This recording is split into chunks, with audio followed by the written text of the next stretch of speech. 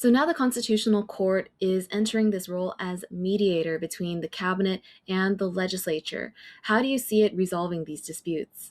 So we've never really seen the courts decide that this kind of amendment to be unconstitutional sort of this late after it passed. So clearly, this is a reaction to sort of all the other greater constitutional crises, you could say, that are happening all at once. What's interesting, though, is that only five of the eight sitting judges on the Constitutional Court actually endorsed this move. So what's also going to be interesting is whether or not if these three judges who did not endorse this move will actually continue to go along with this unfreezing. Because even though they have formally unfrozen themselves as best as they possibly can right now.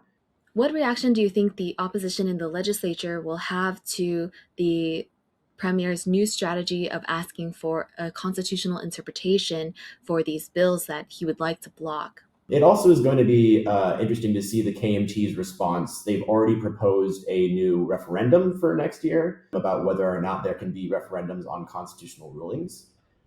So, as a way to try to get civil society another layer of veto power over the Constitutional Court.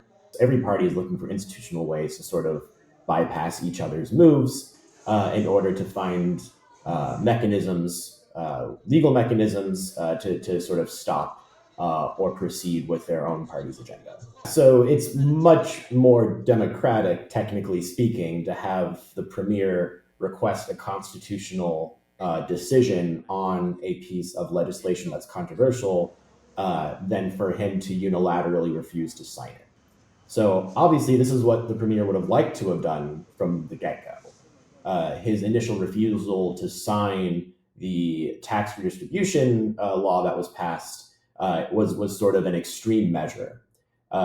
It would have been probably a healthier discussion about sort of uh, you know constitutional crises if he had waited until the Constitutional Court had decided to unfreeze itself before refusing to sign, because that would have avoided this whole sort of fiasco about the premier refusing to sign.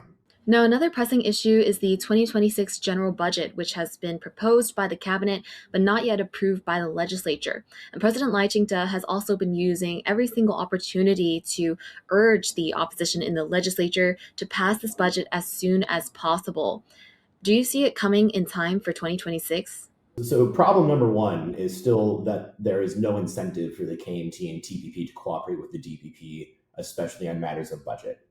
And the DPP sort of using the unfreezing of the Constitutional Court to block what the KMT and TPP have passed is going to continue to make the KMT and TPP feel as if they should continue to just block what the DPP wants to do whenever they can.